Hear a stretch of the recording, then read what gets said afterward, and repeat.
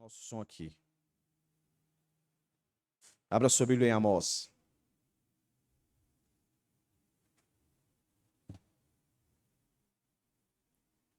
Estamos terminando o profeta Amós.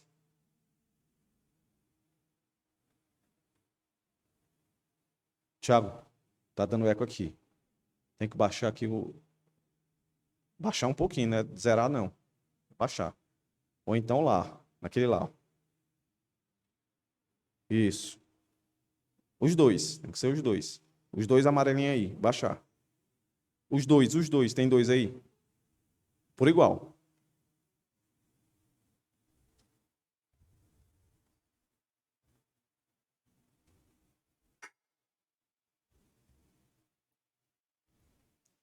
Amós, capítulo 9, nós vamos do verso 1 ao 10, meus irmãos.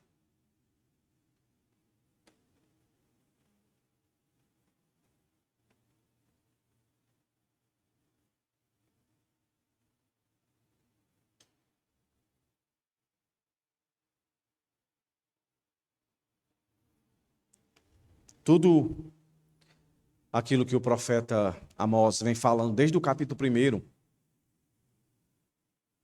se finda aqui.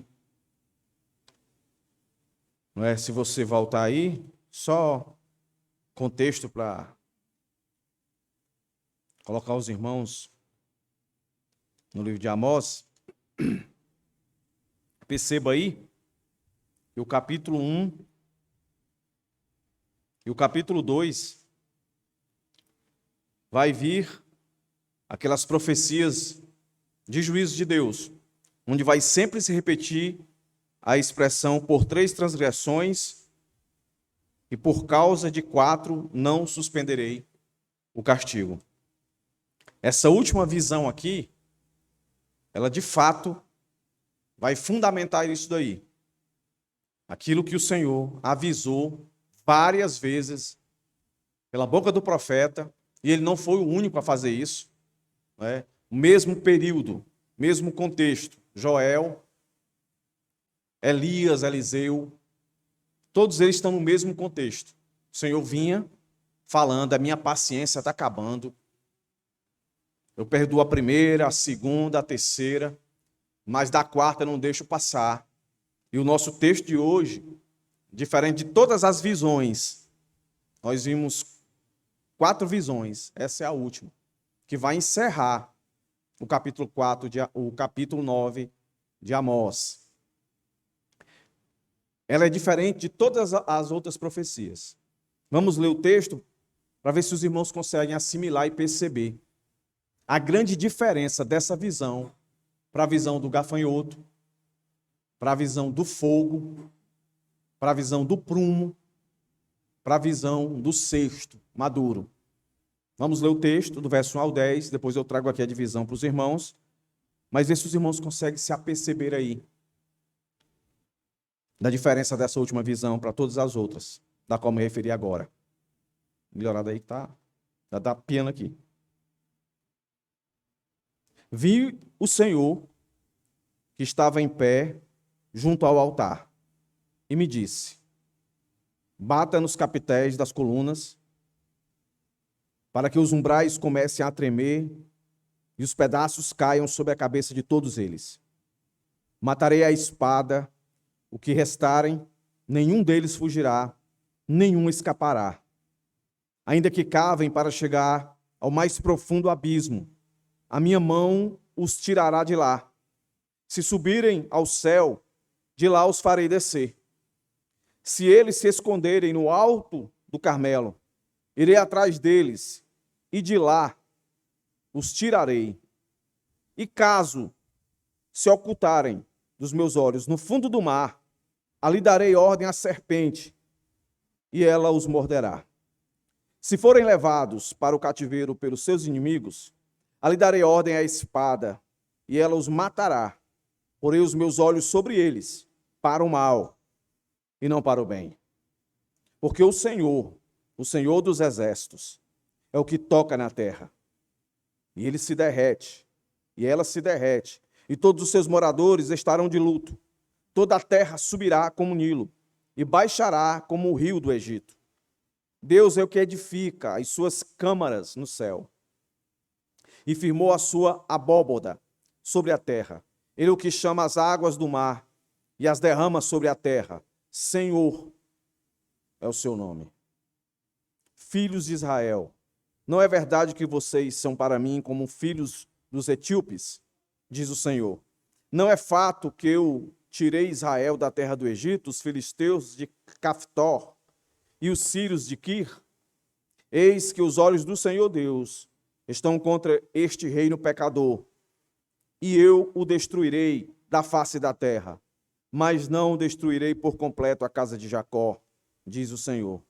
Pois eis que darei ordem e sacudirei a casa de Israel entre todas as nações, assim como se sacode o trigo na peneira, sem que um só grão caia na terra. Todos os pecadores do meu povo morrerão à espada. Os que dizem, o mal não nos alcançará, nem nos encontrará. Vamos orar, meus irmãos. Deus, eis a tua palavra aqui. Somos carentes e necessitados da compreensão da mesma. Fala aos nossos corações, Senhor. Só tu pode nos dar o entendimento. Tu nos trouxe hoje aqui, Senhor. Então, Senhor, por misericórdia, fala aos nossos corações. Que possamos entender o que esse texto quer dizer. E que possamos aplicar às nossas vidas. Perdoa os nossos pecados, nossas falhas. Ajuda-nos, Senhor, eu te peço. Em nome de Jesus. Amém. Como é que eu divido esse texto aí, meus irmãos? 3 pontos. Do verso 1 ao 4, o juízo inescapável. Do verso 5 ao 7, o autor do juízo. E do verso 8 ao 10, o juízo irrevogável. Irrevogável, irrevogável. Talvez você pense assim, pastor, eu já ouvi isso aí várias vezes aqui, que vai ser inescapável o juízo de Deus. E que é Deus que fará esse juízo. E ele não vai voltar atrás. Por que eu tenho que ouvir isso de novo? Meus irmãos, é para que a gente não esqueça.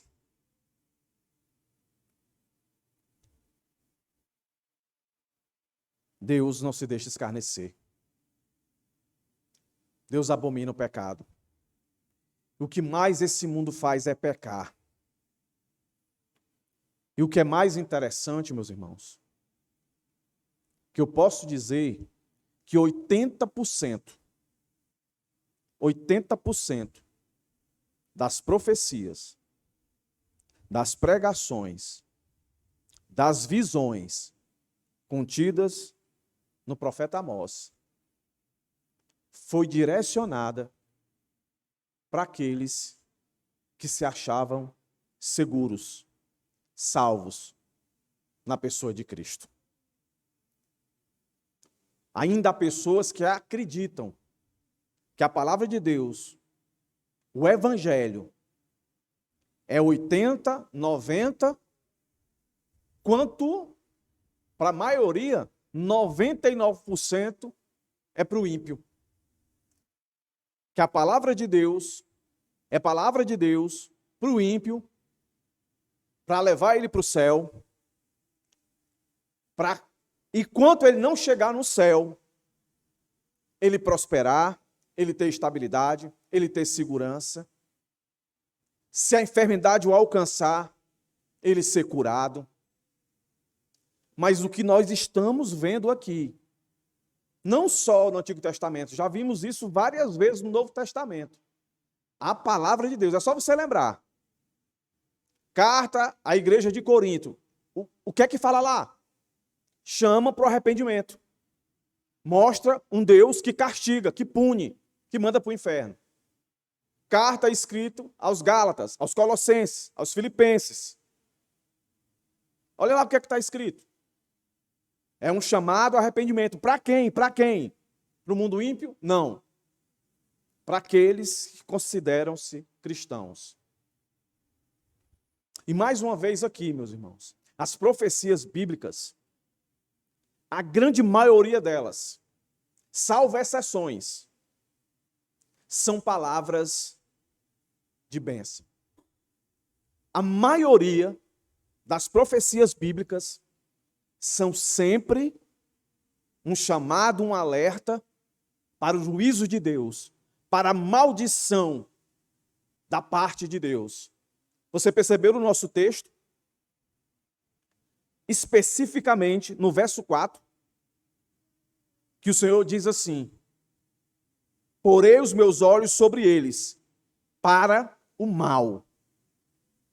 Para muitas pessoas, para muitos cristãos, isso não faz sentido nenhum na cabeça dele. Eles não conseguem relacionar isso aqui vindo de Deus. Olha aí, irmãos. Porei os meus olhos sobre eles para o mal e não para o bem. Repito, por quê que na nossa divisão de texto está tão repetitivo aqui? É porque a gente não esqueça. Se eu perguntar para você aqui, uma pergunta retórica, responde aí para você. Você, de fato, conscientemente, você está satisfeito com o mundo que você vive? Você está satisfeito com o mundo que você vive? Respondeu? Imagine Deus. Compare o mundo que nós vivemos. E quando eu digo mundo, sistema, pessoas, tudo. Com esse mundo aqui que nós já estamos falando há um bom tempo. Há alguma diferença do que estava acontecendo aqui, com todas as implicações e aplicações que nós tivemos em todos os sermões? Há diferença desse Deus que está aqui para o Deus que nós servimos hoje? A resposta é não. O mesmo Deus que profetizou um juízo inescapável e que ele vai fazer esse juízo e que é um juízo irrevogável, é o mesmo de hoje. Deus não tolera pecado. Mas lembra da pergunta que eu fiz? Irmãos, essa é a quinta visão, é a última visão. Tivemos a visão dos gafanhotos. O profeta disse: perdoa. Eles não têm noção, são pequenos, não vão suportar. O Senhor disse: tá bom, vou mudar de ideia, não vou fazer. Aí veio a do fogo, a ideia de seca. Para, Senhor. Eles são pequenos, eles não têm noção do que estão fazendo. O Senhor parou. Aí veio a do prumo. Não vou deixar de passar. Eu vou parar e vou exercer juízo. Decretado. Da quarta transgressão não passa. Aí veio a do fruto, do cesto maduro. Estão no ponto. Então, as duas últimas. Vai acontecer e vai acontecer logo. Está iminente. Vai acontecer logo. Já está no ponto. Aí agora a nossa visão. Primeiro ponto, da qual eu intitulo um juízo inescapável. Verso 1. Está aqui a visão. O que foi que o profeta viu? Vi o Senhor que estava em pé junto ao altar.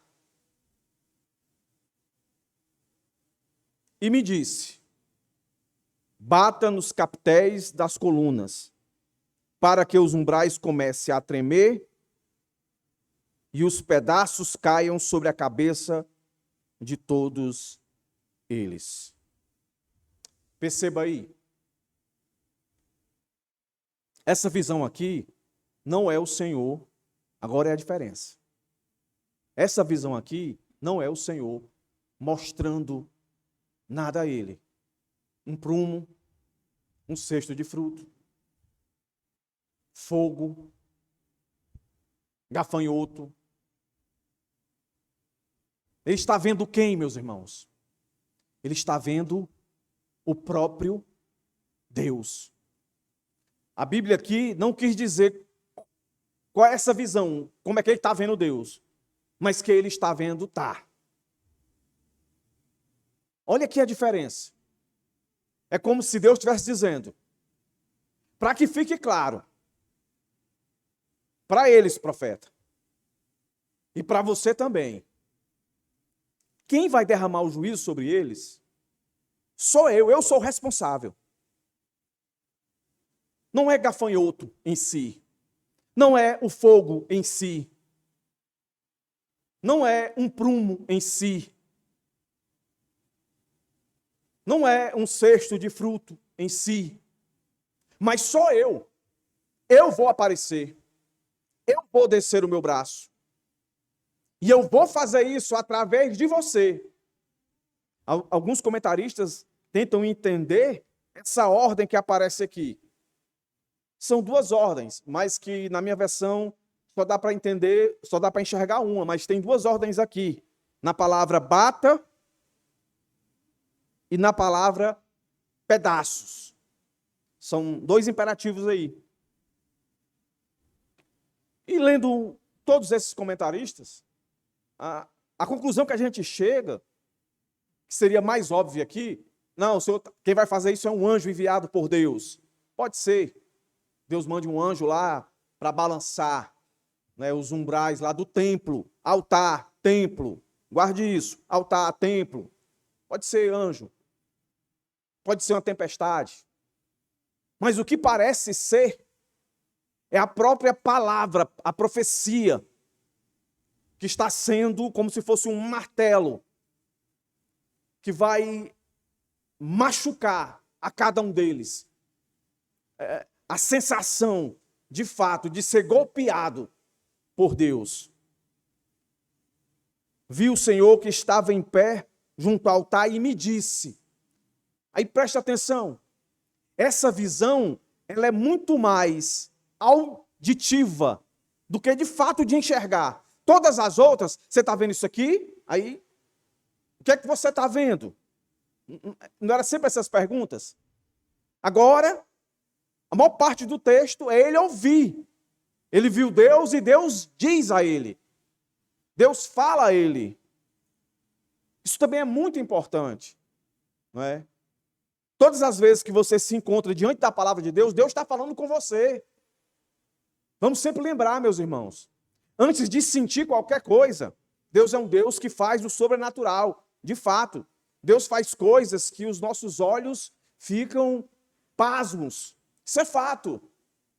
Mas o que sempre importou e o que sempre desejou Deus no seu coração é que nós dessemos ouvido, não ao que ele faz exatamente, mas o que ele diz. E aqui o Senhor chama a atenção. Tanto que o texto está dizendo, o que é que você está vendo? Ele, o profeta, viu o Senhor que estava em pé junto ao altar. Altar está associado a templo.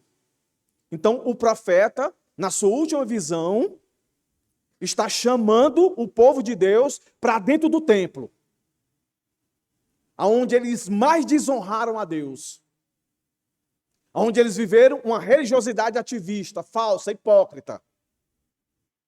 E Deus os leva aonde eles achavam que ali estava a segurança deles. Iam para o templo, ofertavam, faziam todo o ritual, e aí prosperando, com estabilidade, com segurança. Somos o povo da aliança, estamos seguros no Senhor, Deus está se agradando de nós, coisa nenhuma. E Deus diz ao texto, e ele disse, bata nos capitéis das colunas, para que os umbrais comecem a tremer e os pedaços caiam sobre a cabeça de todos eles. Para quê? Para matá-los. Esse é o juízo de Deus. É uma ordem. E aí ele ameaça. Olha o que ele vai dizer na continuação do texto. É Deus falando, meus irmãos. Essa é a visão falada. Matarei a espada os que restarem nenhum deles fugirá, e nenhum escapará. O poder de Deus vai fazer tremer o templo vai se despedaçar, é Deus que está destruindo o templo, e aqueles que conseguirem escapar, na verdade não escaparão. Aqueles que conseguirem fugir, na verdade não fugirão, porque Deus os matará. Essa é a ameaça. E aí a maioria dos comentaristas entendem. Essa matança, por via palavra associada à espada, está ligado ao grande império assírio, que virá, mandado, enviado pelo Senhor. O Senhor Deus vai levantar esse império, que até então aqui não fazia medo a ninguém. Ele vai vir com a espada. Quem é um general deles aqui é Deus. Vai matá-los. Ninguém vai escapar. No hebraico aqui, há uma redundância proposital. Tipo assim, quem escapar não vai escapar, quem fugir não vai fugir. Ou seja, vai ser morto. Vai ser morto. E aí é interessante. E a lógica. Quem recebe uma ameaça de morte, o que é que ele vai fazer? Uma pessoa, quando recebe uma ameaça de morte, o que é que ela faz? O que é que ela faz? Ela foge. Ela não só foge, ela quer se esconder. Não é não? Quantas histórias você já ouviu aqui de alguém que foi ameaçado por uma facção lá em São Paulo, Rio de Janeiro, vem se esconder aqui no Ceará? O que você está fazendo aqui? Eu vim me esconder para escapar da ameaça. Por quê? Porque está com medo de morrer. Aí aqui o texto vai mostrar aqui 5 tentativas de escapatória. 5 tentativas. Que o povo de Israel, Reino do Norte, ao ouvir essa profecia, o Senhor está dizendo, vão querer recorrer a esses refúgios. E olha o que o texto vai dizer para a gente. Primeiro refúgio. Ainda que cavem para chegar o mais profundo abismo. A palavra abismo aí, meus irmãos, é Sheol. Inferno. Olha o que o profeta está dizendo. Olha o que Deus está dizendo. Ainda que cavem, imagina a cena, que cavem e cheguem no inferno. Eu vou buscar lá. Essa é a declaração. Eu vou buscar lá. Eu fico tentando imaginar. Eles ouvindo isso e disseram, rapaz, vamos fugir de Deus. Deus vai querer pegar a gente. Só tem um lugar que ele não vai poder pegar a gente. É no inferno. Às vezes a gente não escuta isso em filme. Né? Pessoas dizem assim, paz, fulano de tal está fugindo de ti, está te perseguindo. Rapaz, eu vou achar ele. Eu vou até no inferno se for preciso. Já ouviu isso? Eu vou até no inferno se for preciso pegar ele. Está aqui uma paráfrase. Eu vou me esconder no mais profundo, no sepulcro. Também dá essa ideia, Sheol. Onde se enterra os mortos. Mas essa palavra Sheol é mais conhecida como inferno. Então, a ideia aparece. Eu vou me esconder lá no inferno. Ou então, o sujeito já entendeu para onde é que ele vai. Rapaz, agora eu entendi. Deus, ele vinha dizendo, não era? Pela primeira, pela segunda, terceira transgressão, mas pela quarta não passa. E o profeta já disse um monte de coisa para a gente. Tem jeito não. Ele vai mandar a gente para o inferno. Então vamos logo para lá. Olha que interessante. Vamos logo para lá. Mas o texto está dizendo. Ainda que cavem para chegar ao mais profundo inferno, a minha mão os tirará de lá.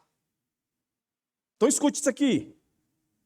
Ninguém vai para o inferno porque quer. Ele é responsável por não se arrepender dos seus pecados. Mas quem vai mandar ele para lá é Deus. É como se Deus dissesse: não está na hora ainda. Não, ainda não. Você não vai não. Eu vou pegar você lá. Não está na hora ainda. Quem vai mandar você para lá sou eu. Ainda não está na hora. Nem adianta ir para lá. Eu vou buscar você lá. É uma ilustração, vamos dizer assim, sobrenatural, né? Alguém imaginar que pode se esconder de Deus no inferno. Deus não vai estar no inferno. No sentido de o Deus de graça, o Deus de favor, o Deus de salvação. Mas o Deus de juízo e de condenação vai estar no inferno. O inferno é dele. Ele que criou tudo. E aí o texto continua. Faz um paralelo. Não. Vai me tirar do inferno, né? Então vou para onde? Olha o que o texto vai dizer. Onde eu vou me esconder dele? Se subirem ao céu, de lá eu faço vocês descerem. Olha aí. Então vamos para o céu. Não é possível que ele não vá ter misericórdia da gente.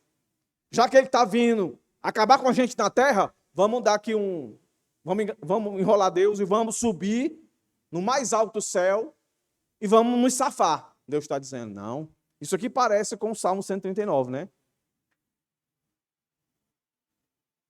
Deus diz: eu vou lá e faço vocês descerem. Do jeito, só vai para o inferno quando Deus quer e quando Ele mandar, só vai para o céu quem Ele quer. Quem Ele quer. Então, pastor, se uma pessoa disser assim, eu quero ir para o céu, Deus não vai querer salvar ele? Diga para eu não sei. Deus manda pregar o evangelho e chamar as pessoas ao arrependimento. Mas isso não se resume uma fala, né, de dizer eu quero Deus. A minha salvação, a sua salvação, não se resume no dia que você levantou a mão e disse que queria Jesus. É toda uma vida que se confirma isso. Não é? Não é simplesmente porque você disse eu quero ser salvo e você foi. Não necessariamente. Então, se subir ao céu, eu vou pegar vocês lá.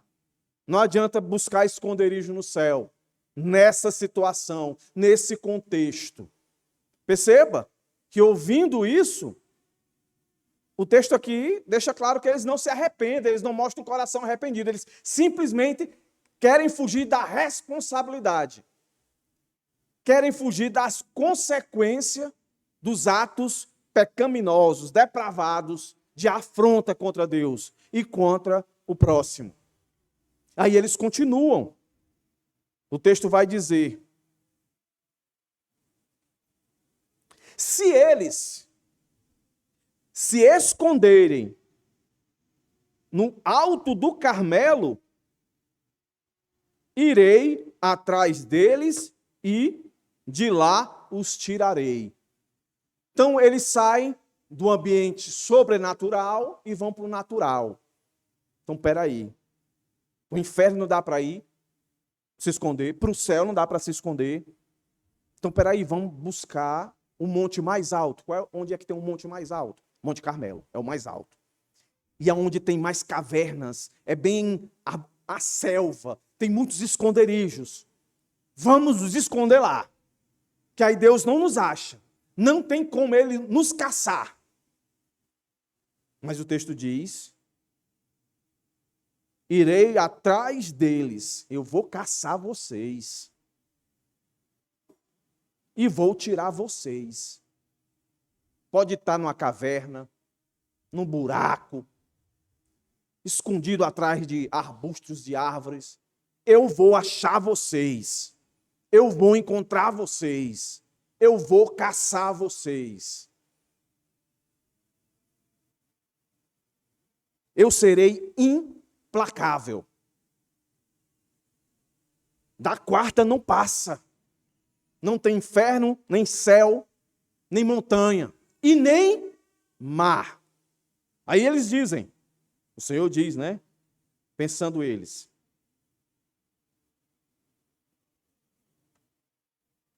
e caso se ocultarem dos meus olhos, No fundo do mar, ali darei ordem à serpente, e ela os morderá. Ah, vamos pular no mar e vamos nos esconder lá embaixo, nas profundezas. Já que ele caça a gente lá, aqui ele não vai ter como. É ridículo, né? Será que eles pensaram assim, Deus não é peixe para entrar no mar, para pegar a gente? Então ele não vai pegar a gente. Você vê como o pecado deixa o indivíduo imbecil. Quem foi que criou tudo, meus irmãos? Foi Deus. Jonas quis sair da vontade de Deus. Deus fez jogar ele no mar, e um grande peixe o engolir, e depois de 3 dias o fez cuspir. Aqui chama de serpente, não é? Darei ordem a uma serpente, e ela vai matar você lá. Eu vou caçar você com a serpente lá, no fundo. O que é que até aqui está dizendo para a gente? Não tem escapatória. Seja no sobrenatural, seja no natural, não tem escapatória. E nós sabemos disso já, meus irmãos. Quando outros textos, que esse povo aqui pereceu. A Síria veio e acabou com eles. A nação de Israel, o reino do norte, deixou de existir. Por tamanha afronta a Deus. Deus foi implacável. Implacável. Mas eles ainda pensam em uma saída. Não deu no sobrenatural, não deu no natural. Então vamos tratar politicamente com os homens, para ver se os homens conseguem nos guardar dessa ira de Deus. A ira de Deus que ia puni-los com a morte. Com a morte, morte mesmo. Morte morrida, matada. Aí o texto termina com a quinta, dizendo: se forem levados cativos, aí aqui fica muito claro por quem será, por todos os contextos que nós já vimos, a Síria vai levá-los cativos. Essa é uma das principais profecias do Senhor. Vocês serão escravizados novamente. Um novo faraó se levantará sobre vocês. Aí o texto diz: se forem levados para o cativeiro, pelos seus inimigos, ali darei ordem à espada, guerra, e ele os matará. Ou seja, vamos falar com os nossos inimigos para eles nos levarem, nos fazerem seus escravos, para que, de fato, Deus não nos destrua, não acabe com a nossa nação, a nação Reino do Norte. Vamos fazer uma aliança política com eles. Nós nos rendemos, nós queremos ser os escravos de vocês. Aí eles pensavam assim. Aí assim nós conseguiremos nos livrar da ira de Deus sobre nós. Já que para o céu a gente não pode ir. Para o mais profundo abismo, o inferno, a gente não pode ir. Não pode subir a maior montanha e se esconder nela. Não pode descer no mais profundo do mar. Então vamos fazer acordos aqui. Aí vem o nosso verso. Porei os meus olhos sobre eles, para o mal e não para o bem. Não tem escapatória. Isso aqui, se você não percebeu, desde o verso 2 até aqui o 4, nada mais é do que a onipresença de Deus. A onipresença que ele vai começar a dizer. Isso vai acontecer a partir do verso 5 ao 7, o autor do juízo. Porque ele não só é onipresente, está em todo lugar, no mais profundo da terra, no mais alto dos céus, na mais alta montanha, no mais profundo mar. Mas ele é poderoso. Ele não é só onipresente, ele é onipotente. Então, ele vai começar a dizer aqui um motivo. Por que Deus vai fazer isso com eles? Pelo que ele é. Quem é Deus? Ele vai lembrar de novo. E pode prestar atenção, parece repetitivo, mas cada vez que ele diz, Quem vai fazer esse juízo é Deus. Ele sempre, o profeta é inspirado por Deus, sempre traz mais alguma característica de Deus. O que Deus quer causar neles é temor, meus irmãos. E indiretamente, embora que eles não se arrependam, é um chamado ao arrependimento. Se não era para eles, é para nós, meus irmãos. Não há um chamado literal aqui, escriturístico aqui nessa passagem, chamado arrependimento. Mas nas entrelinhas, há arrependimento, pelo menos para nós aqui. Olha como é que esse Deus se apresenta. Olha aí, verso 5, 6 e 7. Porque o Senhor dos exércitos, é o que toca a terra e ela se derrete. Poder, meus irmãos, poder. O Deus onipresente, que está no céu, está no mais profundo da terra, no mais profundo do mar, na montanha mais alta. É o Deus que tem todo o poder, providência. É um Deus imanente, um Deus que age, um Deus que toca a sua criação e abala a sua criação. Olha aí, é o que toca a terra e ela se derrete. E todos os seus moradores estarão de luto. Meus irmãos, é um Deus que quer ser temido. É um Deus que quer reverência, respeito, consideração, coisa que eles não estavam dando a Deus. E nós vivemos um tempo que as pessoas apresentam Deus como um fanfarrão, como aquele que passa a mão na cabeça, como aquele que negocia com o pecado, como aquele que ri para o pecado. Em hipótese alguma, Deus abomina o pecado. A sua palavra diz que há separação. Aí dentro de uma visão onde Deus aparece destruindo o templo, é Deus dizendo, vocês não estão me adorando como eu disse que era para ser adorado. Vocês estão se prostituindo, vocês estão me traindo. E não tem escapatória, para onde vocês forem, eu vou estar, eu sou onipresente. Eu estou em todo lugar. E eu sou todo poderoso. Toda a terra subirá como o Nilo e abaixará como o rio do Egito. Isso aqui ele já disse, ó, no capítulo 8 e o verso 8. Por causa disso, será que a terra não vai tremer? Olha, isso não é a mesma coisa que ele está repetindo, agora dizendo com muito mais vigor, muito mais ênfase. E não estarão enlutados? Verso 8 do capítulo 8. Todos os moradores, olha aí, toda a terra se levantará como o Nilo, será agitada e baixará como o rio do Egito. Lembra, quando eu preguei nesse texto, eu disse para os irmãos, o que é que o Senhor está dizendo aqui para eles? O Senhor pegou o rio mais conhecido, mais famoso e mais poderoso que existia na época deles, que fazia uma referência de uma dimensão gigantesca, que de vez em quando ele transbordava, e quando isso acontecia, era uma devassidão. Havia uma devastação, as pessoas temiam o rio Nilo, e ele traz isso de novo para comparar, para eles entenderem o argumento do menor para o maior. Quando o rio Nilo enchia o que ele causava, aí eles deveriam imaginar, imagine o Deus que criou o rio Nilo. O que ele não é capaz de fazer, que poder é esse? Era isso que Deus queria causar nele. Esse é o motivo.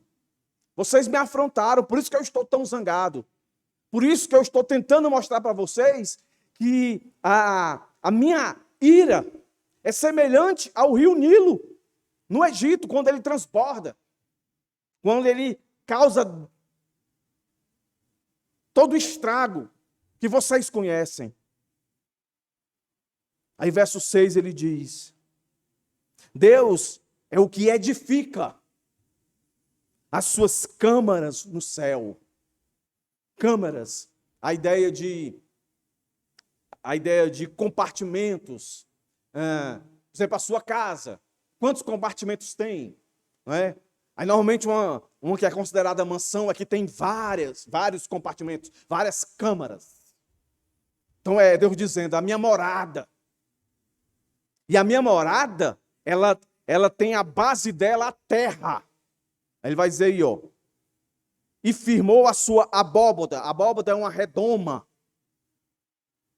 um domo. A ideia de que firmou a sua abóboda, esse domo, sobre a terra.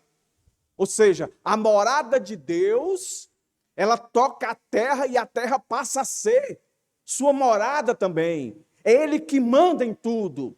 É Ele que toca. É Ele que diz como as coisas devem acontecer. Inclusive, Ele vai dizer isso. E afirmou, Ele é o que chama as águas do mar, finalzinho do verso 6, e as derrama sobre a terra. Senhor é o seu nome. É o Deus que sustenta. É o Deus que dirige a criação. É a providência. Tudo está sob o seu controle.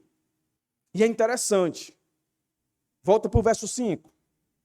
A primeira palavra Senhor que aparece aí é Adonai. Certo? Adonai, que dá a ideia de soberano. Soberano. A segunda vez que ela aparece associada ao exército. Senhor dos exércitos. Aí é Iavé. Iavé Sabaô. Que dá a ideia de dominador, poderoso. Então é como se estivesse dizendo, o soberano, dominador, poderoso. Aí se você continuar, no verso 6 aparece a palavra Deus, e lá no final, Senhor. Aí é o Iavé, é aquele que se apresenta lá a Moisés, dizendo, Moisés, diga que eu sou, o grande eu sou, te enviou. Então só nesses dois versos daí, Deus se apresenta como o Deus soberano, Adonai. O Deus dominador, o Deus dos exércitos, que tem todo o exército, tanto da sua criação, as constelações, como o exército de anjos, que são milhares de milhares de milhares. E por fim ele vai dizer, o Criador de tudo, o eu sou, o grande eu sou. Aquele que toca a terra, aquele que balança a terra, aquele que manda chuva, aquele que segura a chuva, aquele que manda a seca, aquele que não manda a seca, aquele que manda a provisão, aquele que manda a escassez. Sou eu que controlo tudo. Eu sou o Deus soberano, provedor. Foi a esse que vocês afrontaram. Sou eu, o autor do juízo. Sou eu que estou presente em qualquer lugar. Sou onipresente, sou onipotente e sou onisciente. Eu sei de tudo. De tudo.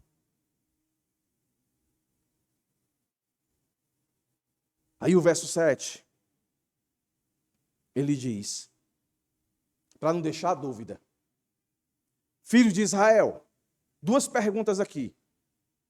Filhos de Israel, não é verdade que vocês são para mim como filhos dos etíopes?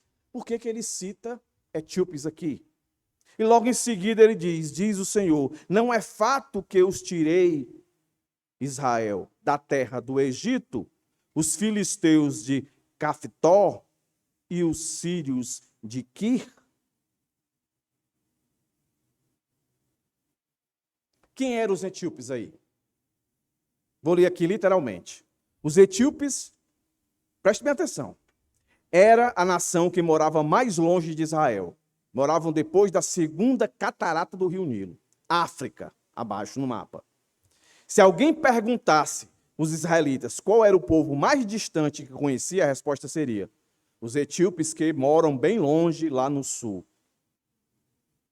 Eles são também chamados de euxitas, ou, preste bem atenção, é agora, ó, descendentes de Cão.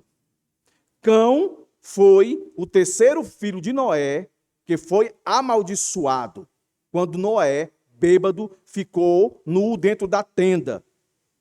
Aí os três filhos apareceram, e Cã foi quem entrou para ver a nudez do pai, enquanto Sem, de costas, pegou o casaco e cobriu. Quando Noé acordou, disse, maldito seja Canaã, ele será escravo de seus irmãos. Olha aí.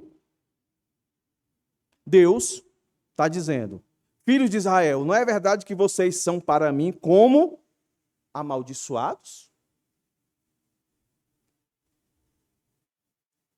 O que foi que Cão fez? Ele profanou. O Senhor está dizendo, vocês profanaram. Aí vocês acham que porque vocês são um povo escolhido, que vocês tinham carta branca para profanar o meu nome, eu olho para vocês e vejo vocês não como vocês acham que eu vejo vocês como os etíopes, os descendentes de Cão, os profanos, os que têm a maldição. E ele vai para um segundo argumento e diz assim, não é fato que eu tirei vocês do Egito? Aí eles podiam dizer assim, pois é, como é que o Senhor compara a gente com esse pessoal amaldiçoado? O Senhor tirou a gente do Egito. O Senhor proporcionou para nós um êxodo. Nos tirou, nos libertou da escravidão. Como é que o Senhor diz um negócio desse? Aí, mas não para aí. Ele diz, os filisteus eu também tirei. Os sírios eu também tirei. Então, se vocês se seguram nesse ato gracioso que eu tive com vocês e achando que isso dava carta branca para vocês profanarem o meu nome, eu também usei de misericórdia com os filisteus e com os assírios. Eu também proporcionei para eles um êxodo. Não foi só para vocês, não. Embora eu tenha escolhido vocês como minha nação, eu também fui misericordioso. Aí, meus irmãos, quem está aqui no domingo, ou na quarta-feira, aqui é providência de Deus. É Deus agindo com graça e favor. Não só para aqueles que são seus, mas para todos. Deus foi misericordioso em um tempo. Deuteronômio capítulo 2, se não me engano. Com os filisteus e com os assírios. O Senhor os ajudou. O Senhor os libertou.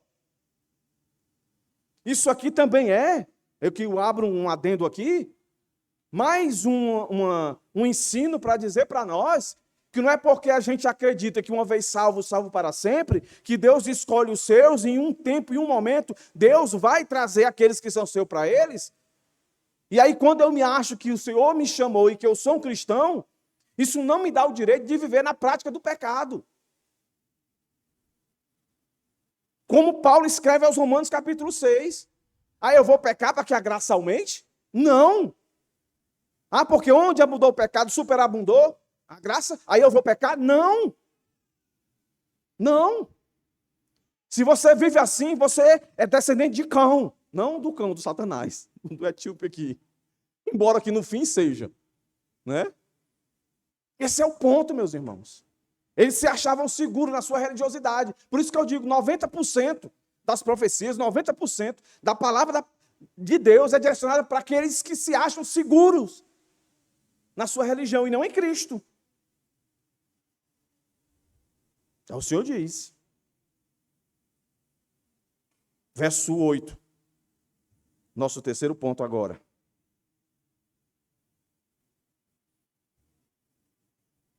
Ele repete a expressão olhos, que nós encontramos no verso 4.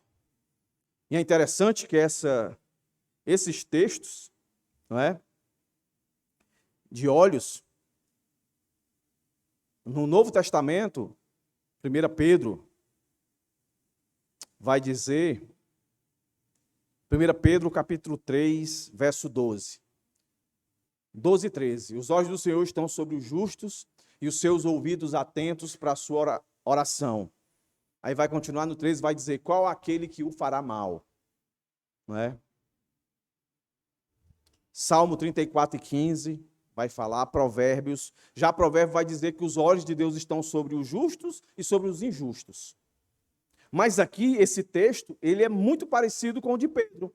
Só que aqui diz que os olhos do Senhor estão sobre os justos, mas que de fato não se comportam como justos, e o que vem sobre eles não é livramento do mal, mas é o mal, né? Como nós vimos aqui. Verso 4, porei os meus olhos sobre eles para o mal e não para o bem. E que mal é esse? O Senhor vai repetir aqui, ó. Eis que os olhos do Senhor Deus estão contra o reino pecador. Aí ele responsabiliza todos. E eu destruirei da face da terra. Aí aqui tem um lampejo de esperança, onde vai se confirmar no verso 11 até o final, que vai ser o nosso último sermão.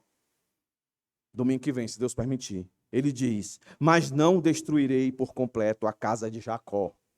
Vai deixar um remanescente, diz o Senhor.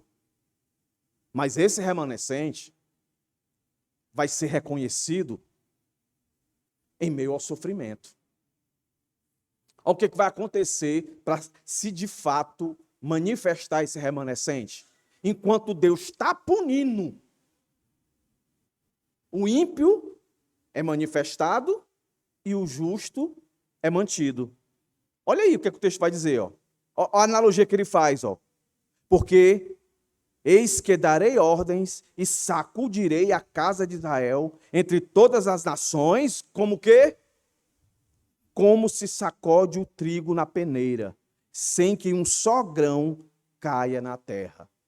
Mesmo que seja arrepilante, seja horrível, isso que aconteceu com eles, mas no meio de toda essa tragédia, que Deus chama de a peneira, aqui o Senhor não deixou cair aquela meninazinha anônima, que foi peça fundamental para que o nome de Deus fosse glorificado lá com Naamã, e tantos outros mais.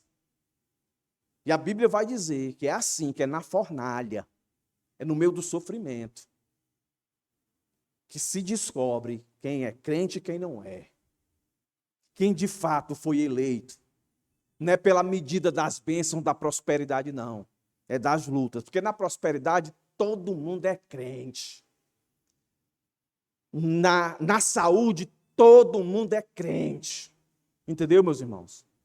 Agora, só basta acontecer alguma coisa para a gente saber.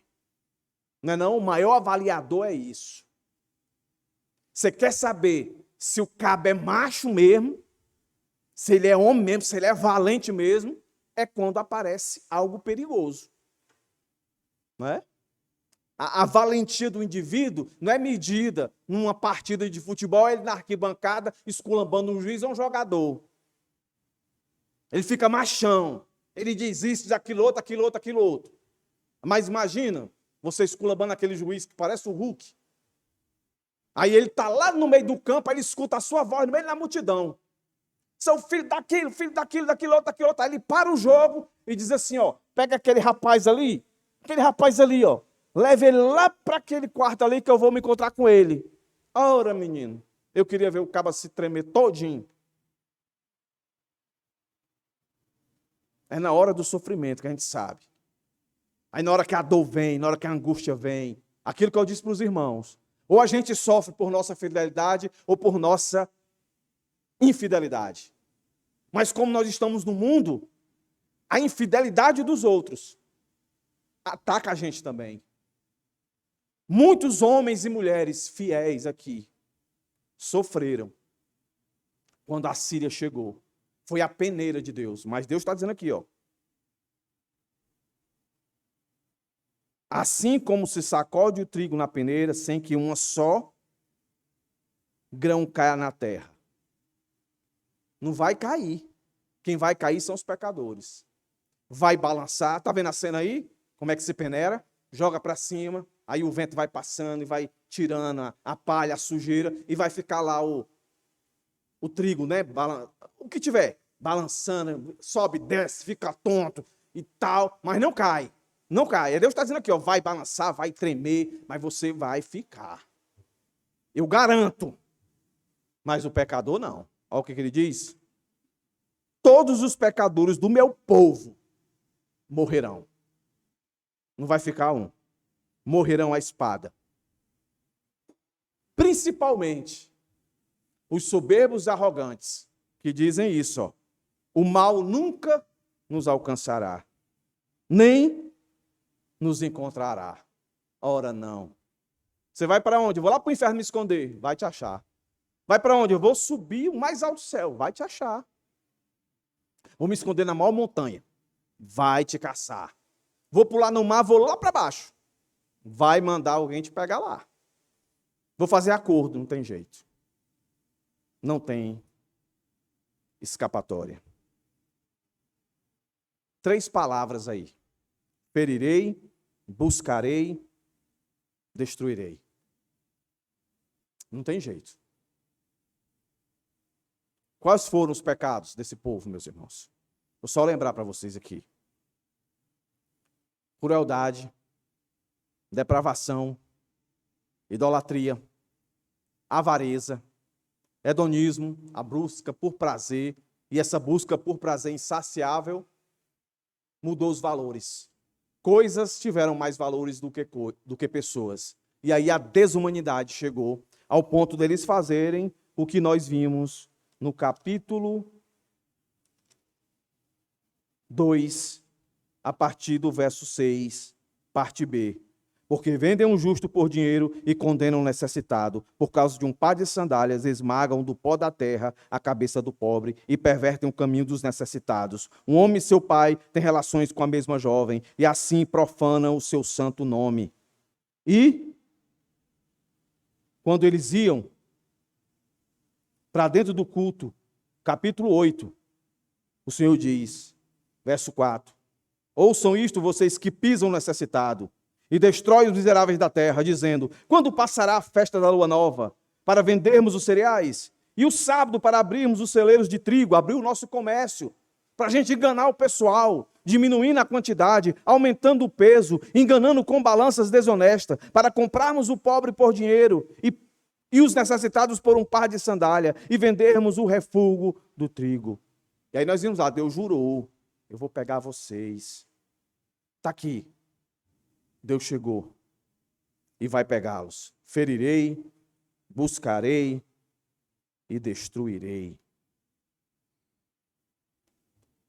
E aí, esse Deus tão aborrecido e tão irado, meus irmãos, esse mundo hoje não estaria fazendo a mesma coisa com Deus? Como é que está a minha vida, a sua vida com Deus? De todas as aplicações que eu fiz durante todo o sermão, eu vou encerrar lembrando os irmãos mais algumas delas. Nunca esqueça. Deus é onipresente. Ele está em todo lugar. Em todo lugar. Não tema o homem. Tema a Deus. Ele está em todo o lugar. Seus ouvidos e os seus olhos estão percebendo tudo. Deus é imanente, age constantemente. Isso quer dizer que Ele está no controle. Acredite, essas 2 afirmações, para um ímpio, deve fazê-lo tremer. Tremer.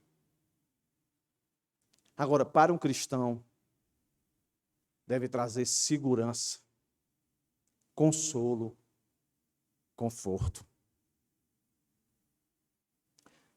Você que é crente, saber que Deus está em todo lugar, não é para você temer, não. Quem aqui não queria ter um guarda-costas?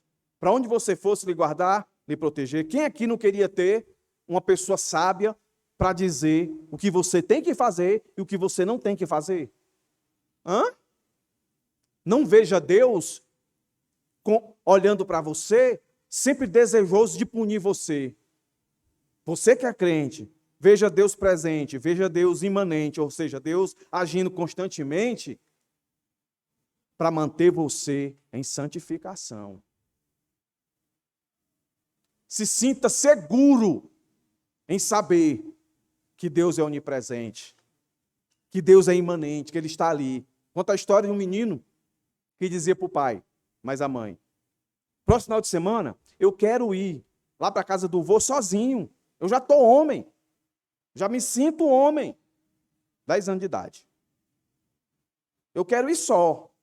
Deixa eu ir só. E os pais, não, você é muito pequeno, o mundo é muito perigoso. Eu quero ir só, eu quero ir só. De tanto insistir aí um dia, o pai e a mãe, tá bom, hoje você vai para casa do seu avô, vamos deixar você na estação, vamos botar você dentro do vagão, para você ir lá para a casa dos seus avós. Tá certo. Aí o trem chegou, ele se despediu da mãe, do pai, se sentindo um homem. E antes dele subir no vagão, o pai dele colocou um papel dentro do bolso dele e disse: se alguma coisa acontecer, se você ficar com medo, se você ficar inseguro, sentir alguma coisa, aí você pega esse papel que está aí e leia.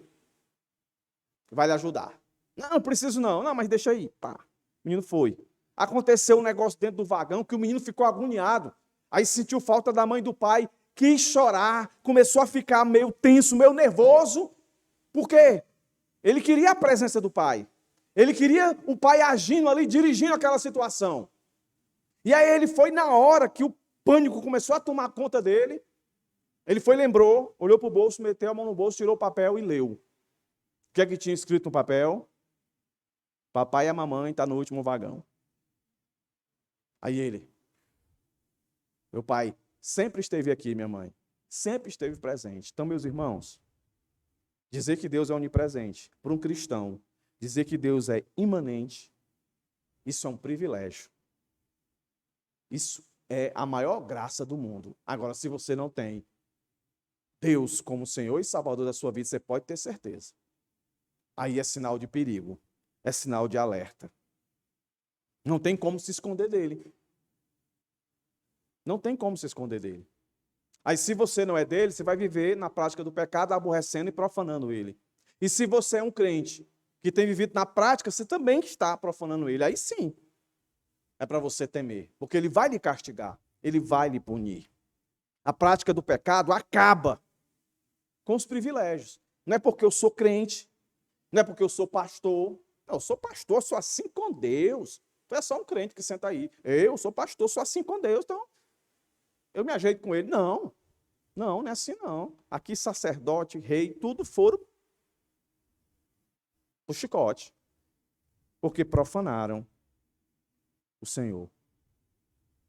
Mas mesmo que você esteja sofrendo e você entende que você não está profanando, que você não está pecando contra Deus, mas o sofrimento tem batido à sua porta, a doença, a escassez, seja o que for, se você tem consciência de que você está no caminho da santidade, se veja nessa peneira aqui do verso 9.